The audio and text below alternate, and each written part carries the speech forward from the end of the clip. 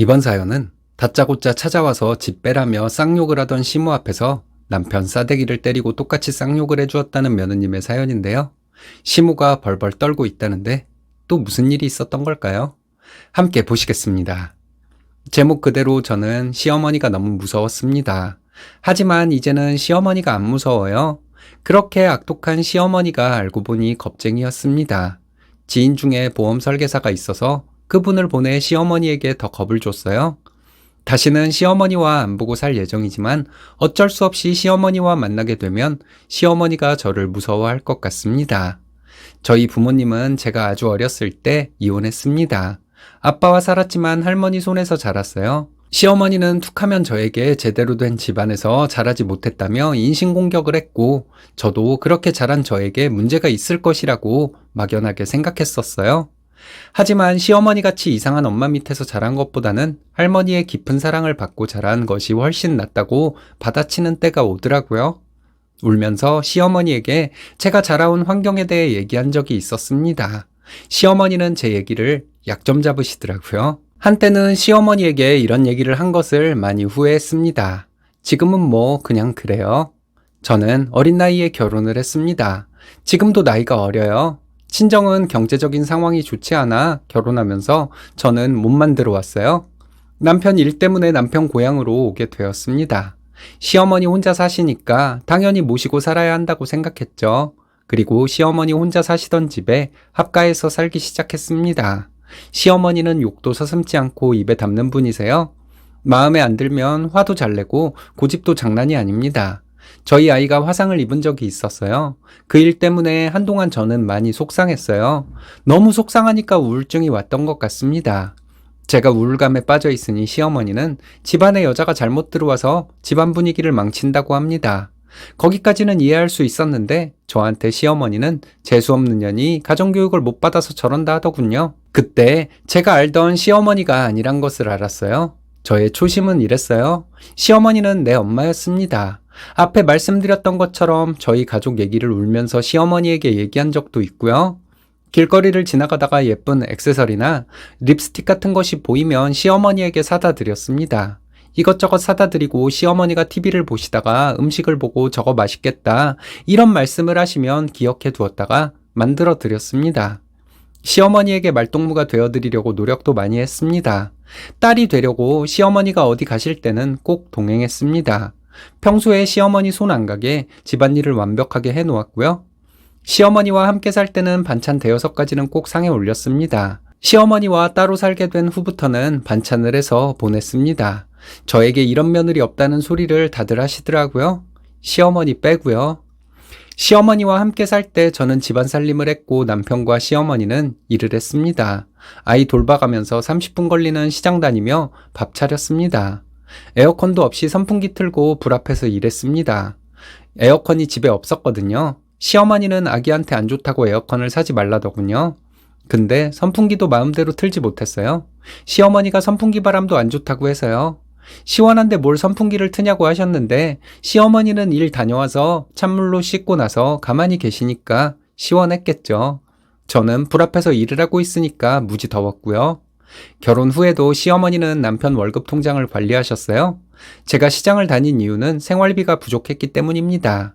그렇게 살고 있는데 시어머니는 제가 제 아이에게 맛있는 거 안 먹인다고 흉보더라고요. 참고로 얼마 전까지 시어머니에게 매달 70만 원씩 드렸습니다. 시어머니는 그 돈 받아서 모아준다고 하셨고 저는 당연히 믿고 있었죠. 시어머니는 남편이 재채기만 해도 저한테 약 찾아와라, 링거 맞춰라 난리가 납니다. 제가 감기 걸리면 모른 채 하셨고요. 시어머니와 시장에 같이 간 적이 그렇게 많은데 너는 뭐 먹고 싶냐고 물어본 적이 단 한 번도 없어요. 이거 아들 해줘야겠다. 이거 우리 아들이 좋아하는 거다. 시어머니는 이런 말씀만 하셨습니다. 임신했을 때도 시어머니는 제가 뭐가 먹고 싶은지 단 한 번도 물어보지 않으셨습니다. 이런 서운함이 마음속에 쌓이니까 정말 무섭도록 한이 맺히더라고요. 임신 기간에 설날이 있었는데 음식은 제가 다 했거든요. 갈비찜을 남편 밥그릇 앞에 두고 시어머니는 이거 우리 아들 먹으면 없겠다 이러셨고 저는 눈치 보면서 나물과 김치만 먹었네요. 먹는 거 가지고 이러는 거 유치한 거잖아요. 당해보면 생각보다 훨씬 많이 서럽습니다. 시어머니는 남편 전 여자친구 얘기를 자주 하셨어요. 저 열받게 하려고 거짓말을 보태서 하신 거죠? 남편의 전 여친이 예쁘고 착해서 시어머니가 많이 예뻐하셨대요. 그 여자애랑 결혼을 했어야 했는데 저 같은 년이랑 결혼해서 이 꼴이 났다는 말도 들어봤습니다. 저 어디 가서도 딸리는 미모 아니에요. 어른들한테 사근사근하게 말도 잘해서 예쁨 받는 편이었습니다. 시어머니는 남들 흉 보는 게 취미이고 일상인 분입니다. 남들 흉을 보면서 거짓말과 허세가 너무 많았습니다. 그전부터 시어머니 말씀은 믿을 말이 5%도 안 된다는 걸 알았죠. 저는 첫째 때 산후조리를 안 했습니다. 자연분만이 안 돼서 수술했고 일주일 뒤에 퇴원해서 혼자 집에서 애 돌봤어요. 시어머니는 산후조리원 비싸다고 난리를 치셨습니다. 우리 때는 산후조리 같은 거 꿈도 못 꿨다고 하면서 말이에요. 애 낳고 고기 먹으면 안 된다고 콩나물 무침에 시금치 미역국만 계속 먹었습니다. 옆에서 밥 먹는 남편에게는 갈비를 주면서 말이에요. 서러워서 밤마다 울었네요. 아이 낳고 한 달 정도 되었을 때 시어머니는 저에게 온갖 쌍욕을 퍼부었습니다. 그날 아침에 시어머니는 아침 식사를 하고 방에 들어가서 자더라고요. 성치 않은 몸으로 아이와 있는데 아이가 계속 울더라고요. 아이 울음소리에 자다 깨서 나온 시어머니는 아이한테 좋은 거 안 먹이고 미역국에 밥 말아줬다고 뭐라 하시더군요. 어머니가 미역국밖에 안 해놓았는데 그럼 어떻게 하냐고 했더니 처음 듣는 욕들을 걸쭉하게 하시더라고요. 부모님 욕까지 하는데 제가 그걸 왜 참고 있었는지 모르겠습니다. 지금도 어리지만 그때는 정말 어렸나 봐요. 얼마 후에 저희는 따로 나와서 살게 되었어요. 분가한 지 며칠 안 돼서 시어머니에게 편지를 한 장 받았습니다. 매달 70만 원을 붙이지 않으면 연을 끊겠다. 남편에게 잘해라. 남편과 아이가 우선이고 너는 맨 나중이다. 이런 내용이 적힌 종이었어요. 얼마 전에 갑자기 시어머니가 집 빼랍니다. 웃기는 소리죠. 제가 얼마 전에 시어머니를 봤을 때 인사는 안 하고 시어머니를 째려봤답니다. 제 표정을 잊을 수가 없답니다. 그 며칠 전에 제가 시어머니한테 전화로 정중하게 부탁을 드렸거든요. 저희 집에 오실 때 연락을 하고 오셨으면 좋겠다고요? 그 말에 화가 난 모양입니다. 시어머니는 본인이 보증금을 내주었으니 본인 집이라더군요. 근데 남편이 번 돈 갖다 바친 게 얼마인데 그런 소리를 하시는지. 집에 오시더니 다짜고짜 소리를 지르면서 집 빼라고 해서 아이가 놀라 경기를 일으키며 울더라고요. 너무 화가 났습니다. 시어머니는 갑자기 말을 바꾸더니 저만 나가랍니다. 남편은 참한 여자에게 새 장가 보내고 제 아이를 고아원에 보내겠답니다. 이 말에 눈이 돌아갔어요. 남편 싸대기를 때리고 남편에게 고래고래 소리를 질렀습니다. 너네 엄마가 미친 여자인 거 알면서 왜 가만히 있냐고. 네 애까지 들먹이는 인간을 너는 엄마라서 가만히 있는 거냐고 소리를 질렀어요. 남편은 그제서야 시어머니 보고 가시라고 하더군요. 저도 모르게 내가 저 미친년을 가만 안 둘 거라고 하면서 시어머니에게 달려들었습니다. 남편이 저를 막아서서 시어머니 근처에 가지는 못했어요. 시어머니에게 저도 아는 욕 전부 퍼부었습니다. 그리고 이 집 보증금보다 남편이 시어머니에게 준 돈이 훨씬 많으니 여긴 우리 집이라고 소리 질렀어요.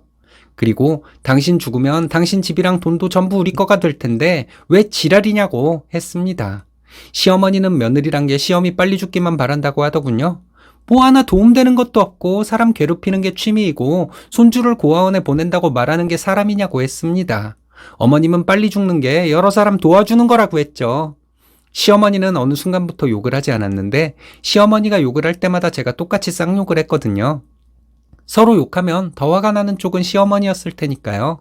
시어머니가 가고 나서 저는 남편과 안 산다고 하며 애를 챙기고 짐을 쌌습니다. 남편은 저에게 사과를 하며 말리더라고요. 앞으로 시어머니 때문에 괴로울 일 절대 없도록 하겠다고 다짐받고 짐 싸는 걸 그만두었어요. 남편은 밤늦게까지 저에게 사과하고 시어머니와 다시는 마주치지 않도록 하겠다고 다짐했습니다.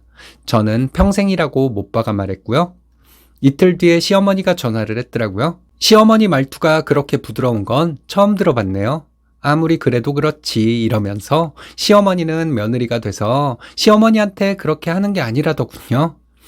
매번 저를 윽박지르고 소리 지르던 시어머니가 저를 달래듯이 말하는 것은 처음 들었네요. 시어머니란 사람이 사람 같지가 않을 때는 욕도 하고 두들겨 패고 그래도 된다고 했더니 시어머니는 네가 많이 힘들었나 보다 이렇게 말하고 한숨 한번 쉬고는 전화를 끊더라고요. 저는 알고 지내는 보험 설계사와 보험을 계약했어요. 시어머니 사망보험 상품이요. 그분에게 시어머니와 있었던 일을 말씀드렸더니 그분이 이렇게 해보라고 너네 시어머니가 앞으로 너를 보기만 해도 서늘할 거라고 하길래 한 거였습니다. 그분이 시어머니를 찾아가서 며느리가 시어머니 사망보험이 들어간 보험을 계약한다고 했으니 사인하라고 했답니다. 시어머니는 처음 듣는 소리라고 하며 엄청 놀랐다고 해요. 그래서 그분이 다른 보장도 되는 보험이니 사인을 하라고 했답니다. 설명도 제대로 안 해주고요. 그리고 보험 수익자는 며느리라고 말해주었더니 시어머니가 벌벌 떨더랍니다. 그날 이후로 남편이 저에게 더 잘해줍니다. 시어머니를 생각하면 그 아들인 남편도 너무 싫은데 시간이 지날수록 좀 무뎌지는 것 같기는 해요. 시어머니는 저에게 전화를 안 하고 남편에게만 전화를 하고 있습니다. 남편은 바쁜데 왜 전화했냐고 하며 화를 내고 전화를 끊는데요. 시어머니가 이렇게 겁이 많은 사람인 줄 몰랐습니다. 저를 무섭게 다그치고 화를 낼 때는 무섭기만 했는데 제가 똑같이 화내고 욕하니까 말을 더듬더라고요. 게다가 보험 설계사가 가서 그런 말을 했으니 더 떨고 있을 거예요. 그래서 저에게 전화를 못하고 있는 거겠죠. 암튼 이제 시어머니가 무섭지 않은 것만으로도 마음이 편합니다. 못돼 먹은 사람들 중에 의외로 겁쟁이가 많더라고요. 사람 봐가면서 못되게 굴었으니까 그 나이까지 살아있는 걸 테니까요. 좀 늦은 감이 있지만 시어머니에게 강하게 나간 건 참 잘하신 것 같네요.